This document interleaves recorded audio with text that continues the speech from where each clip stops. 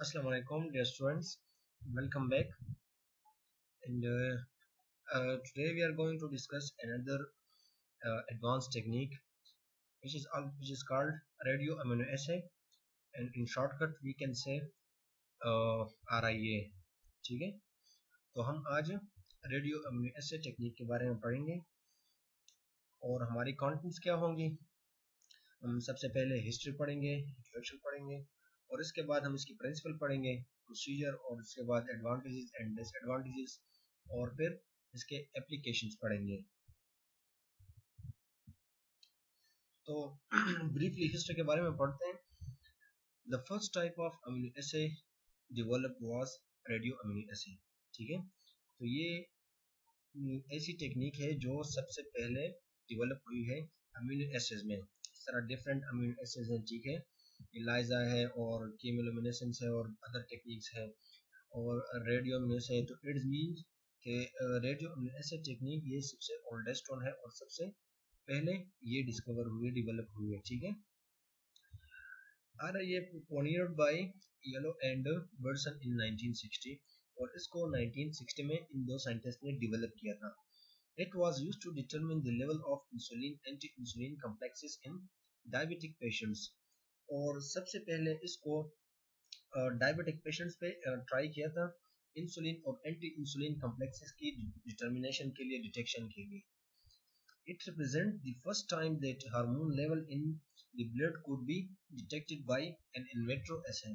ठीक है, तो इससे हमें ये भी पता चला कि हम हार्मोन्स, डिफरेंट हार्मोन जो हमारी बॉडी में है, हम उन हार्मोन्स को एक in vitro technique, in vitro procedure के साथ out of the body. In vitro means कि ऐसा टेक्निक या ऐसा कोई प्रोसेस जो हम लेबोरेटरी में कर रहे हैं और आउटसाइड द बॉडी कर रहे हैं और लेबोरेटरी में कर रहे हैं। ठीक है, और एक होता है इनविवो। इनविवो मींस अगर कोई रिएक्शन हम बॉडी में करना चाहते हैं, बॉडी के इनसाइड द बॉडी, तो वो इनविवो है। और जब हम लेफ्ट साइड पे कोई टेक्निक परफॉर्म करना चाहते हैं तो इसको इन विट्रो टेक्निक या इन विट्रो ऐसे कहते हैं। ठीक है, तो इससे हमें ये पता चला कि डिफरेंट जो और भी हार्मोन्स है बॉडी में, हम उसको भी इन विट्रो डिटेक्ट कर सकते हैं, इन विट्रो डिटेक्शन उनकी कर सकते हैं। ठीक है, तो फिर आहिस्ता आहिस्ता इंसुलिन के अलावा डिफरेंट हार्मोन्स, उनकी डिटेक्शन इससे शुरू हो गई। ठीक है, और प्रोटीन्स और इस तरह के और सब्सटेंसेस इसके डिटेक्शन इसके थ्रू शुरू होती गई।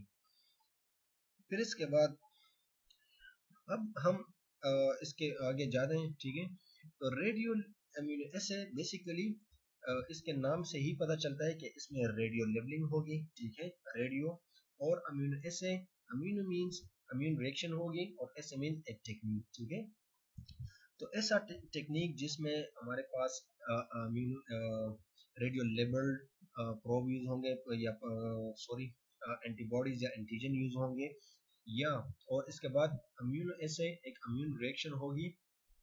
ठीक है, और इससे फिर हमें रिजल्ट का पता चलेगा। Radioactive substance is used as a label. ठीक है, तो एक रेडियो एक्टिव सब्सटेंस यूज होती है एज अ लेबल्ड एंटीजन। ठीक है, and radioactive elements have nuclei that decay spontaneously, emitting matter and energy। तो रेडियो एक्टिव एलिमेंट्स ये क्या करते हैं, इनकी जो एबिलिटी होती है वो रेडियो एक्टिविटी होती है। ठीक है, रेडिएशन काज करती है। ठीक है, एक लाइट इमिट करती है जो कि हार्मफुल होती है। ठीक है, और अगर वो बॉडी को लगे तो म्यूटेशन काज कर सकती है, डिफरेंट टाइप ऑफ कैंसर काज कर सकती है। ठीक है, एक हार्मफुल रेडिएशन काज कर सकती है। और ये क्या करती है, इनकी जो लाइफ होती है बहुत शॉर्ट होती है, और ये लाइट इमिट करती है, स्ट्रॉन्ग लाइट। ठीक है, और एनर्जी प्रोड्यूस करती है। Several radioactive labels including 131I and 125I, ये जो दो है मोस्ट कॉमन है। ठीक है, 131 आयोडीन मींस के आयोडीन के कुछ टाइप्स है। ठीक है, रेडियोएक्टिव लेबलिंग के हवाले से आयोडीन के मल्टीपल टाइप्स हैं। तो इसमें जो सबसे कॉमन है वो आयोडीन 125 है। Iodine 125, what does 125 means? 125 is the count of proton and neutron on that iodine type। ठीक है, तो इसके प्रोटॉन और न्यूट्रॉन है, उसको हम अगर प्लस करें तो इससे 125 आएगी, और अगर इस टाइप के आयोडीन की हम प्रोटॉन और न्यूट्रॉन काउंट करें तो वो 131 आएगी, ठीक है। एंड ट्राइटेटेड हाइड्रोजन और 3 हाइड्रोजन हैव बीन यूज्ड, ठीक है। तो ये मल्टीपल रेडियो एक्टिव लेबल्स होते हैं जिसको हम एंटीजन के साथ बाइंड करके हम अपने रिएक्शन में यूज करेंगे आगे। But 125 is the most popular, ठीक है। ये मोस्ट पॉपुलर है। क्यों मोस्ट पॉपुलर है? क्योंकि ये इजीली बाइंड होती है, जो हमारी एंटीजन होती है और पोटेंशियल सब्सटेंसेस होते हैं, ये उनके साथ इसकी बाइंडिंग एबिलिटी अच्छी है, ठीक है। It has half life of 60 days, और इसकी जो हाफ लाइफ होती है वो 60 डेज होती है। And so what is half life? Half life इसे कहते हैं अगर हम जो हमारी रेडियो एक्टिव सब्सटेंस है उसको हम एक ट्यूब में डालें, ठीक है, और उसकी हाफ ऑफ द अमाउंट, ठीक है, जो उसकी ओरिजिनल अमाउंट होती है उससे हाफ ऑफ द अमाउंट कितनी टाइम में रह जाती है, तो इसको कहते हैं हाफ लाइफ, ठीक है। And because it has higher counting rate than that of a 3 hydrogen, the total counting time is less. And so जो हमारे पास जो आयोडीन 125 है उसकी जो काउंटिंग रेट है वो हाई होती है, हायर लाइट इमिट करती है with in a less time, ठीक है। Why iodine 125? Why we should use iodine 125 isotope? Because it is easily to incorporate into protein molecules, ठीक है, ये easily incorporate हो सकता है प्रोटीन मॉलिक्यूल्स में और अदर सब्सटेंसेस में भी। It emits gamma radiation which is detected by gamma counter, ठीक है, और ये क्या करता है, gamma radiation emit करती है और वो हम gamma counter के थ्रू डिटेक्ट कर सकते हैं। Very low quantities of radioactivity can be easily measured, और इसके बहुत ही लो अमाउंट में अगर रेडियो एक्टिविटी कोई हो रही है रिएक्शन में तो हम उसको भी मेजर कर सकते हैं। तो इसी वजह से इसी आयोडीन 125 की वजह से ही रेडियो इम्यूनोएसे बहुत ही सेंसिटिव और एक पावरफुल टेक्निक है, ठीक है। इसकी प्रिंसिपल क्या है? और ये is originally based on the principle of competitive binding, ठीक है। हमने क्या किया था, हमने पिछले लेक्चर्स में कॉम्पिटिटिव इलाइजा पढ़ा था, ठीक है, जिसमें कॉम्पिटिटिव बाइंडिंग होती थी बिटवीन एंटीजेंस, ठीक है। तो same case here with the RIA, इसमें भी सेम वही कंडीशन होती है, ठीक है। हमारे पास एक एंटीबॉडी, स्पेसिफिक एंटीबॉडी होती है और हमने पेशेंट के सैंपल में से एंटीजन डिटेक्ट करना होता है और हमारे पास जो दूसरा एंटीजन होगा वो कमर्शियली अवेलेबल होगा और उसके साथ रेडियो एक्टिव आइसोटोप बाइंड होगी, से फॉर एग्जांपल आयोडीन 125, वो उस एंटीजन के साथ बाइंड होगी और वो एंटीजन और हमारी जो एनालाइट होगी या हमारी जो सीरम में प्रेजेंट एंटीजन होगी उनकी शेप सेम होगी। तो जिसकी भी हमने ये कॉम्पिटिटिव इलाइजा पढ़ा था कि जिस एंटीजन की फिर कंसंट्रेशन ज्यादा होगी वही एंटीजन बाइंड करेगी। तो से फॉर एग्जांपल हमारी जो एनालाइट है उसकी कंसंट्रेशन इन द सीरम वो हाई है, अगर वो हाई है तो फिर वो हायर अमाउंट में है तो इस वजह से वो ज्यादा एंटीबॉडीज को ऑक्युपाई करेगी और ज्यादा एंटीबॉडीज के साथ बाइंड होगी। और same condition with the result, तो अगर हमारी जो एंटीजन है वो ज्यादा अमाउंट में बाउंड होगी एंटीबॉडीज के साथ, तो चूंकि हमारे एंटीजन्स तो रेडियो लेबल्ड नहीं है, वो तो नेचुरली हमारी बॉडी में जिस तरह है अनलेबल्ड है उसी तरह के हमने डाले हैं, ठीक है। तो उस वजह से रेडियो एक्टिविटी फिर कम होगी क्योंकि वो बाइंड नहीं हुई है ज्यादा अमाउंट में। अगर हमारे साथ जो कमर्शियली अवेलेबल एंटीजन जो कि रेडियो लेबल्ड है अगर वो ज्यादा अमाउंट में बाउंड होती है एंटीबॉडीज के साथ तो फिर क्या होगा, तो फिर रेडियो एक्टिविटी ज्यादा होगी। तो जितनी रेडियो एक्टिविटी ज्यादा होगी तो इट्स मीन कि हमारी जो एनालाइट है उसकी अमाउंट कम है, और अगर हमारी एनालाइट ज्यादा अमाउंट में बाउंड होती है तो रेडियो एक्टिविटी कम होगी, तो इट्स मीन क्या है हमारी एनालाइट की क्वांटिटी ज्यादा है क्योंकि हमारी एनालाइट जो अनलेबल्ड है वो ज्यादा अमाउंट में बाउंड हुई है, ठीक है। तो ये सब हमने कॉम्पिटिटिव इलाइजा में डिस्कस किया था थोड़ा ज्यादा। तो ये सेम वही प्रिंसिपल पे काम करती है, ठीक है। Thus the analyte being detect competes with a radio labeled analyte for a limited number of binding sites on a high affinity antibody, ठीक है। तो हमारे साथ जो एंटीबॉडी होगी उसके साथ हमारी रेडियो लेबल्ड एनालाइट एंटीजन, ठीक है, वो कॉम्पिटिटिवली बाइंड करेगी competition with the antigen that are present in the patient serum, ठीक है।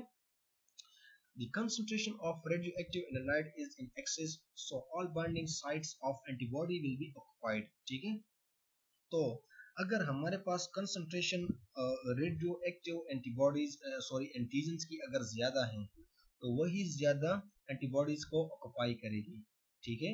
अगर हमारी जो सीरम है उसमें एंटीजन अमाउंट, फॉर एग्जांपल एक पेशेंट को कुछ सिम्टम्स है, ठीक है, किसी डिजीज के, तो हम वो एंटीजन डिटेक्ट कर रहे हैं, तो सिम्टम भी उसी डिजीज के हैं और एंटीजन भी हम डिटेक्ट कर रहे हैं, तो मोस्ट प्रोबेबली वही एंटीजन जो हम डिटेक्ट कर रहे हैं वो उस सीरम में ज्यादा कंसंट्रेशन में पाई होगी comparatively a person with a no symptoms, ठीक है।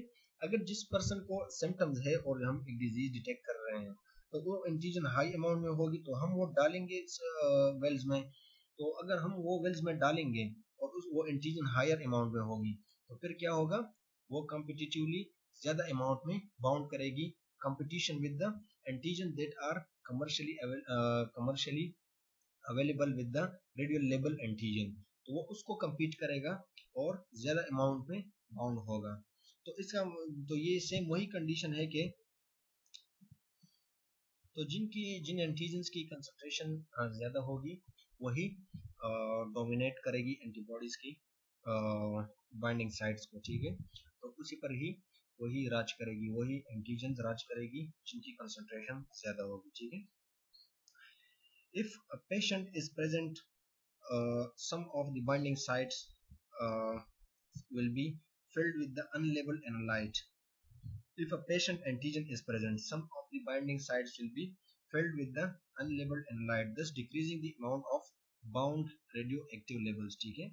अगर हमारे पेशेंट के सैंपल में कोई एंटीजन सेम एंटीजन प्रेजेंट ही नहीं है जो कि जिस तरह की जिस शेप का रेडियो एक्टिव लेबल्ड एंटीजन है, तो फिर क्या होगा, तो सारी ही radioactive labelled antigen bound होगी। अगर with same proportion same antigen radioactive labelled भी प्रेजेंट है और अनलेबल्ड जो कि पेशेंट के सैंपल में से वो भी प्रेजेंट है, तो फिर क्या होगी, तो फिर कुछ ना कुछ अमाउंट रेडियो एक्टिविटी की वो प्रेजेंट होगी। तो प्रिंसिपल पे जाते हैं, इसकी प्रिंसिपल क्या है, when bound and free, अच्छा प्रिंसिपल तो हमने पढ़ लिया, लेकिन आगे बढ़ते हैं। when bound and free radio labeled antigens are separated and a washing step has occurred, तो फिर हम क्या करते हैं, फिर हम जो बाउंड और फ्री रेडियो लेबल्ड एंटीजन दोनों को सेपरेट करते हैं, ठीक है, और उनको वॉश करते हैं और सेपरेट करते हैं। The amount of label in the bound phase is indirectly proportional to the amount of patient antigen present. तो जितनी अमाउंट हमारे पास बाउंड फेज में लेबल एंटीजन एंटीबॉडी के साथ बाइंड करेगी तो उतनी ही ज्यादा रेडियो एक्टिविटी प्रोड्यूस होगी, और इसका मतलब ये होगा कि पेशेंट की जो एंटीजन है वो उतनी ही कम अमाउंट में इनडायरेक्टली प्रोपोर्शनेट कर रहा है, और इसका मतलब ये हुआ कि कम अमाउंट में एंटीजन पेशेंट का एंटीजन बाइंड कर रहा है, ठीक है, ज्यादा अमाउंट में लेबल एंटीजन बाइंड कर रहा है और कम अमाउंट में जो पेशेंट के एंटीजन है वो बाइंड कर रहा है, ठीक है। ये डायग्राम देख लें, ठीक है, ये है सॉलिड फेज एंटीबॉडी, ठीक है। यहाँ पर क्या है, एंटीबॉडी हमारे पास ट्यूब में प्रेजेंट है, इसके अंदर फिर हम मिक्सर डालते हैं। मिक्सर में क्या है, जो एंटीबॉडी है जिसके अंदर स्टार है, ठीक है, ये रेडियो लेबल्ड एंटीबॉडी एंटीजन है, सॉरी, और जो एंटीजन खाली है ये हमारी लाइट है, हमारी पेशेंट की एंटीजन है।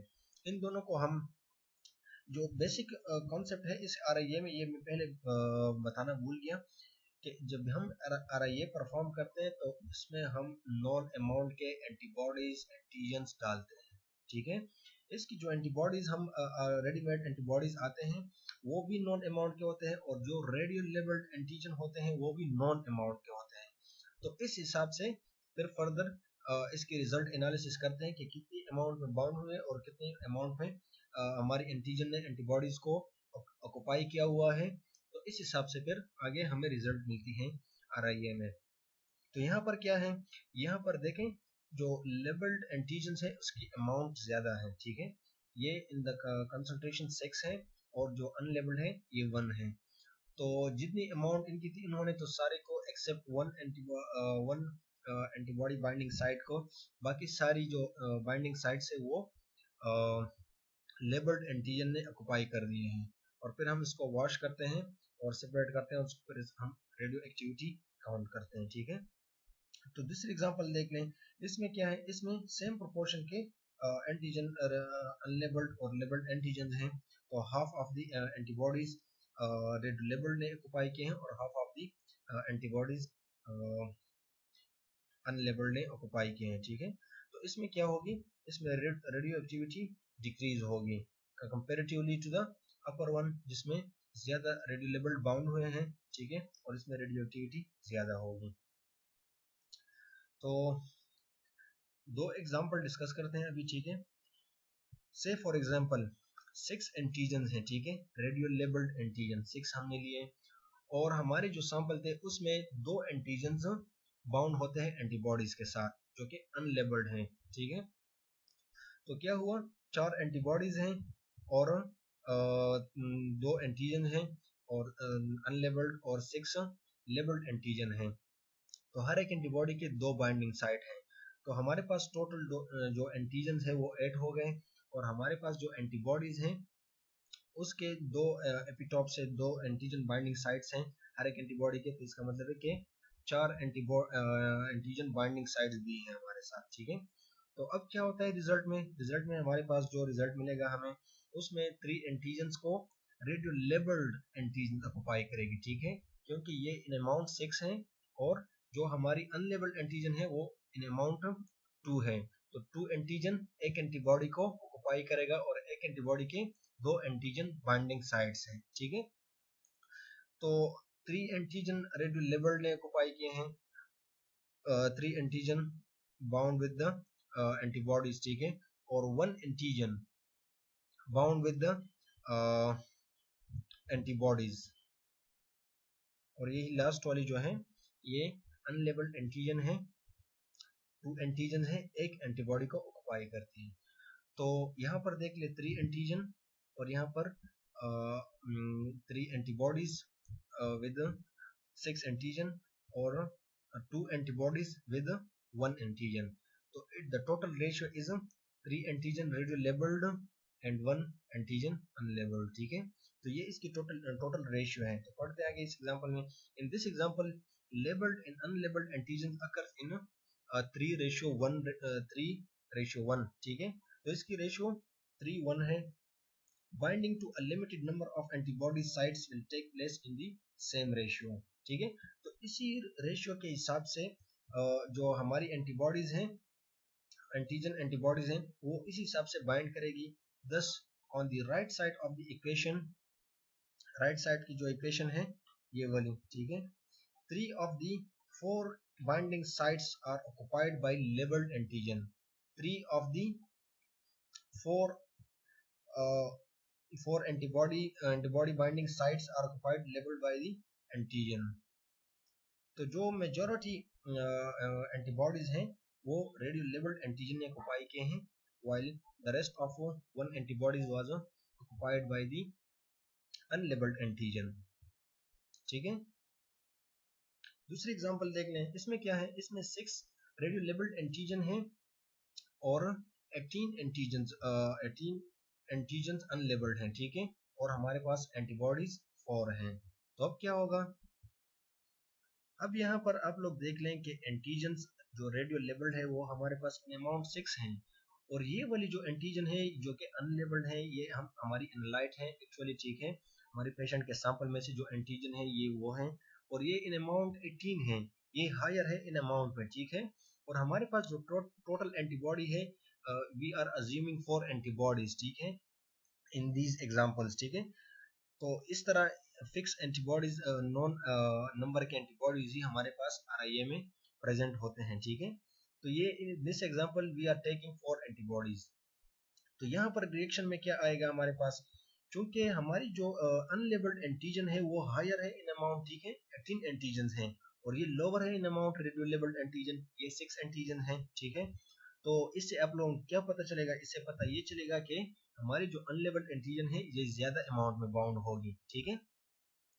अब यहाँ पर देख लें, एक ही एंटीजन एक ही एंटीबॉडी के जो दो बाइंडिंग साइट्स हैं वो सिर्फ एक एंटीबॉडीज को ऑक्युपाई करती है टू एंटीजन्स, ठीक है।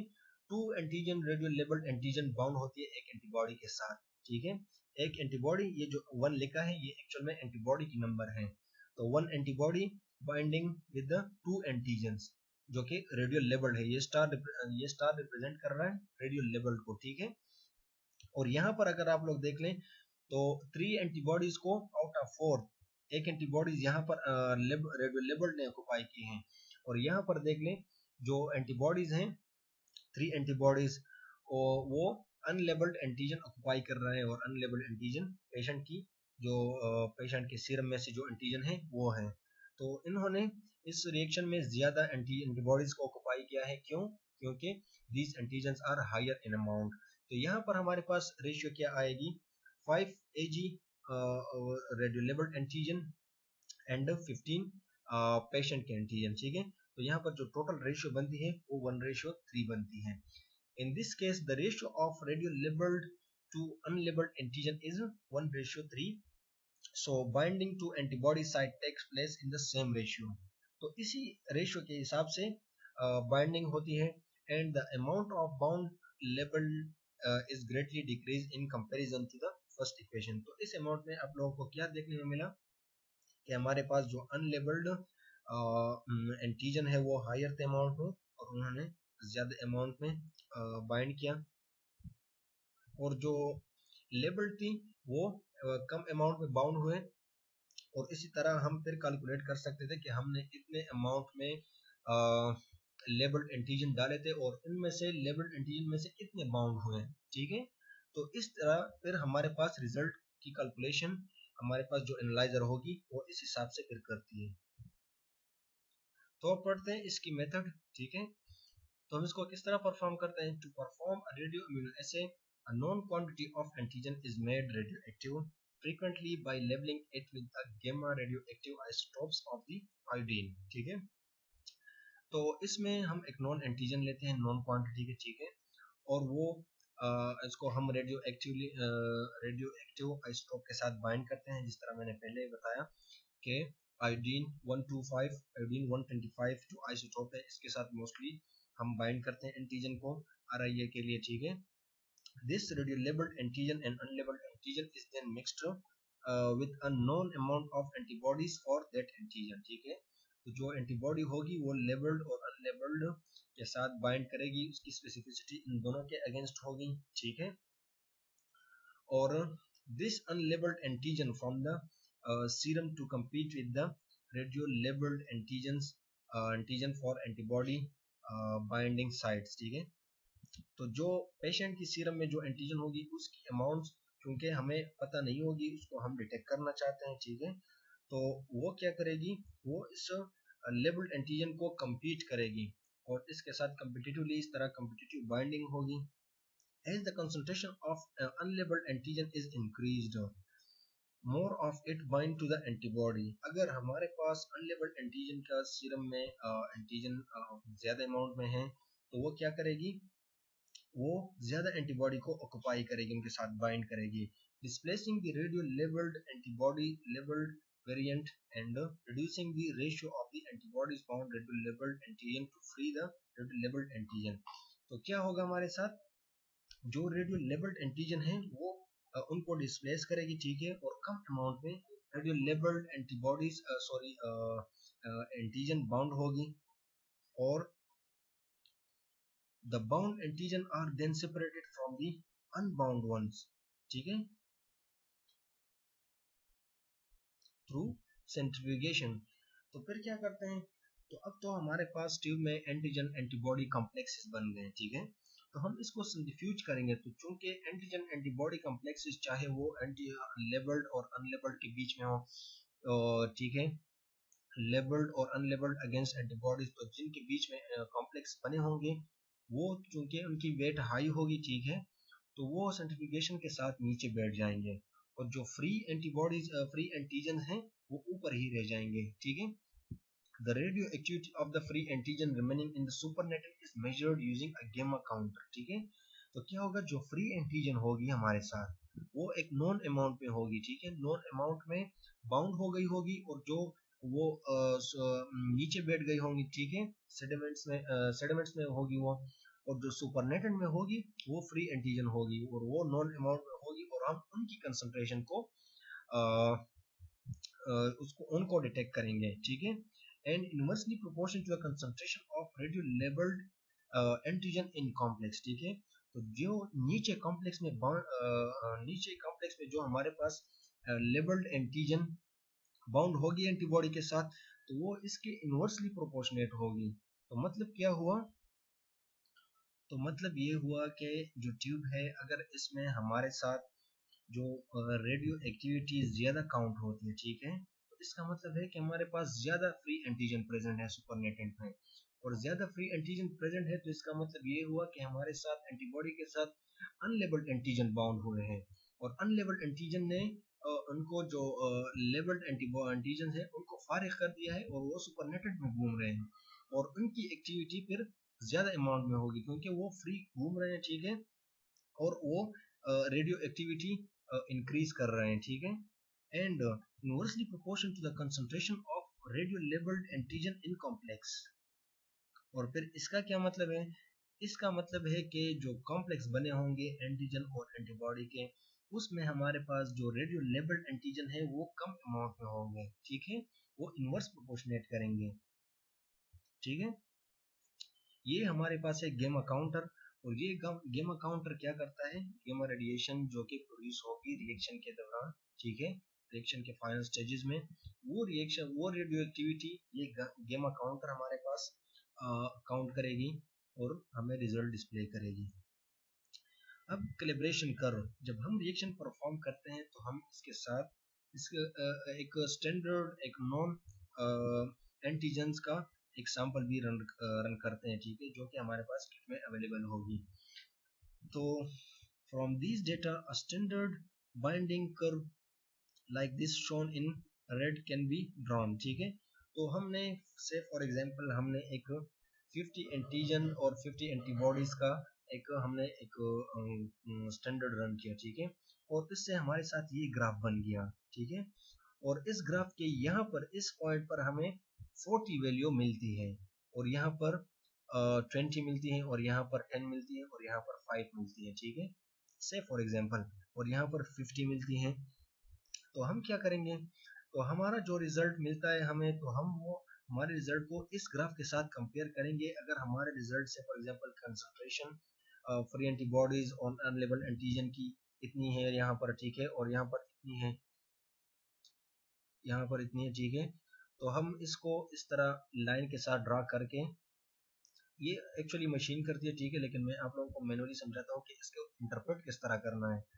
तो हमारी वॉल्यूम हमारी जो कंसंट्रेशन है अनलेबल्ड एंटीजन की वो इतनी है, ठीक है, तो हम इसको इस लाइन को आगे करके इस ग्राफ के साथ कंपेयर करेंगे, ठीक है।